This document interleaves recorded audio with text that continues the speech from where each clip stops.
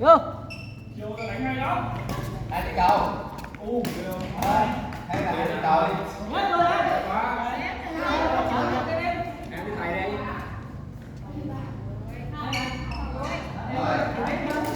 Rồi hai cái cầu nha. Ôi dính chưa, con dính chưa. Đây.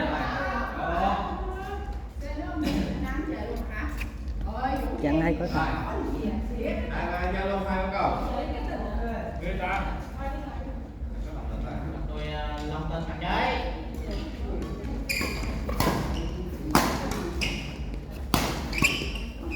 Chiều mới học con chiều cơ về này không? Đây nè. Em ơi. Vô. Đạp sang chiều.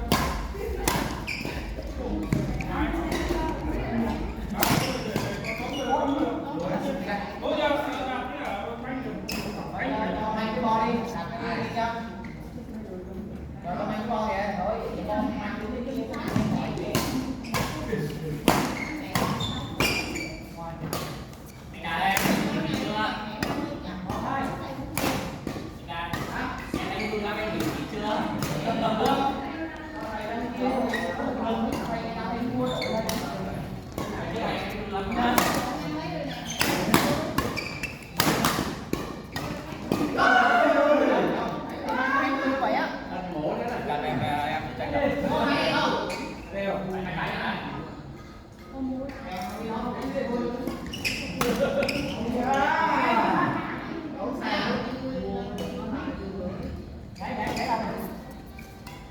Bắt đầu dính chưa?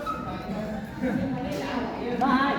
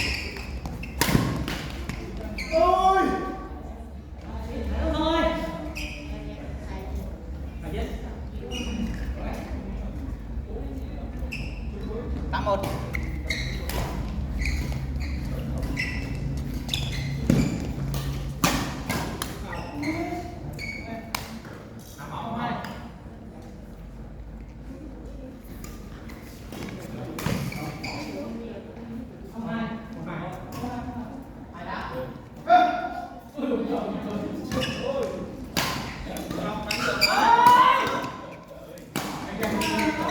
hoàn như vậy thôi mà.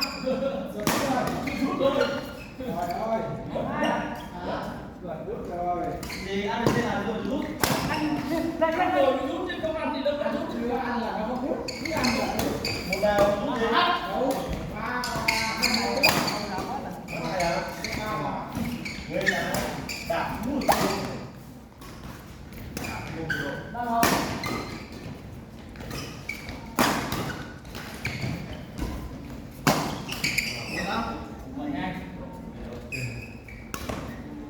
hai ba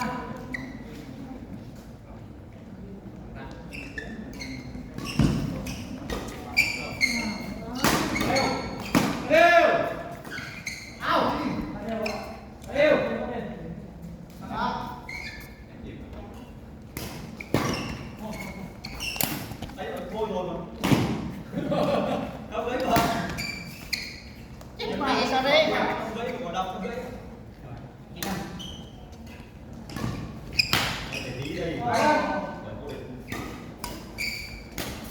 hai ba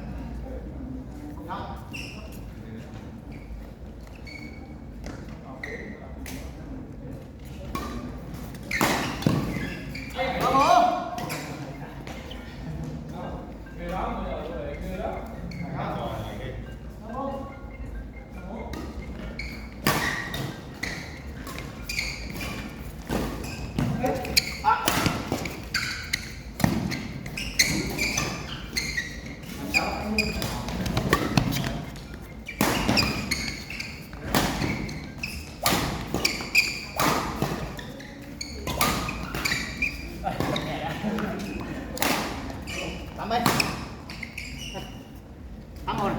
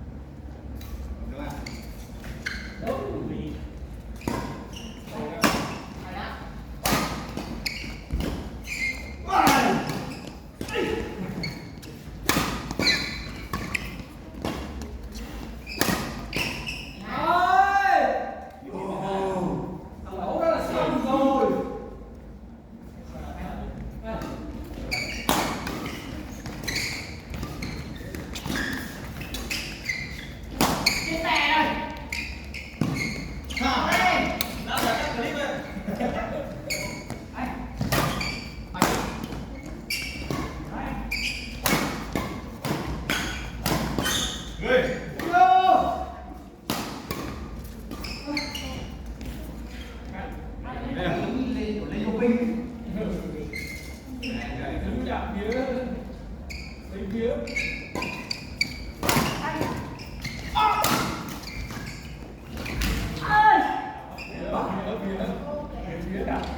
Vô đây, vô đây.